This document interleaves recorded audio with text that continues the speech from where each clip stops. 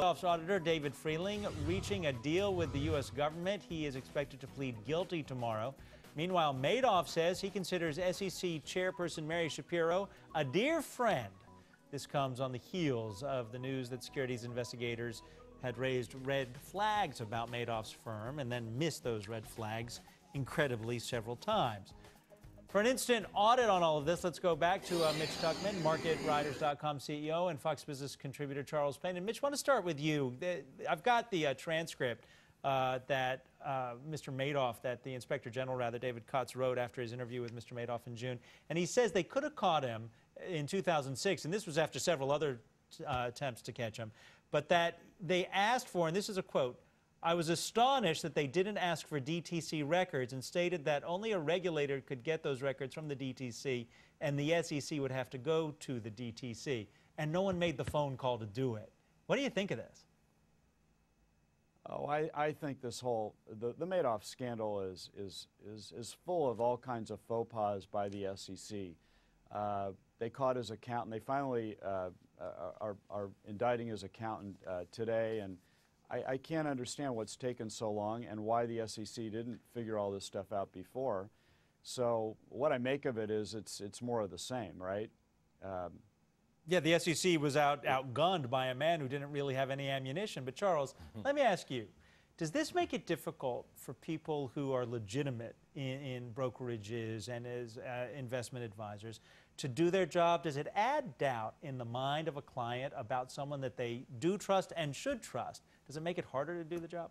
It makes it harder to do the job, and it really makes it harder when times are difficult. You know, the market, when the market starts to get shaky, and typically, you know, markets are cyclical. They go up, they go down. People have come to understand that. But now when things just look just a little bit worrisome, people start to even think, wow, you know what, maybe something is amiss here. There's absolutely no doubt this is a black eye in the entire industry that's going to last for a long time. Mitch, have you had any kind of Madoff-related backlash, unjustifiably, but from clients or from associates having to deal with people who are now very leery of anyone in the financial services industry?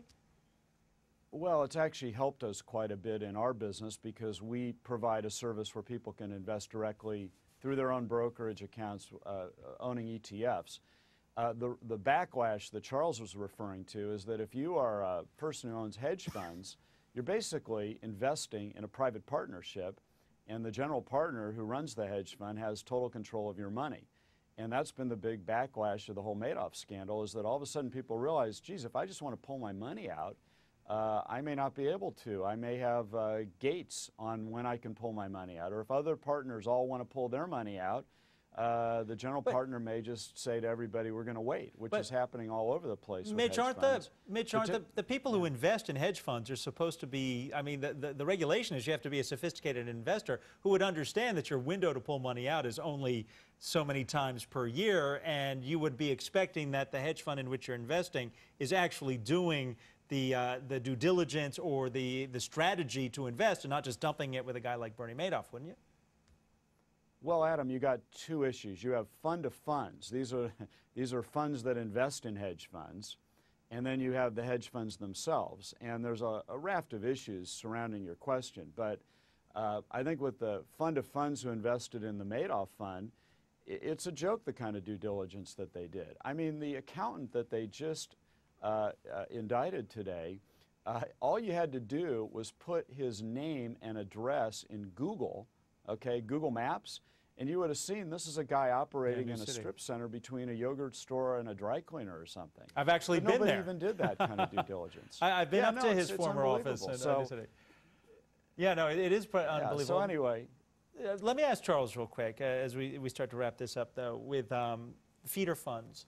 A lot of the feeder funds weren't portraying themselves as feeder funds. That you didn't know that they were a feeder fund of Bernie Madoff. They presented themselves as hedge funds. Right. That's an excellent, excellent point. You know, a lot of gray, shadowy areas, but a lot of people involved too. It just seems like, and this is the part that hurts a lot of people. You had to know. You know, you had to know. I mean, the returns were too good. You had to know, and you chose to look the other way. And I guess that's probably where that black eye I was talking about really shines the most. Well, Mitch and Charles, we have to leave it there. Thank you for your comments on that. And in the words of Frank D. Pasquale, who's already pled guilty and was Mr. Madoff's #2 guy, not only did you have to know, others knew and were in on the game. So we'll watch the body count as those names become public. Thank you, guys. Yes, absolutely. The liquidation of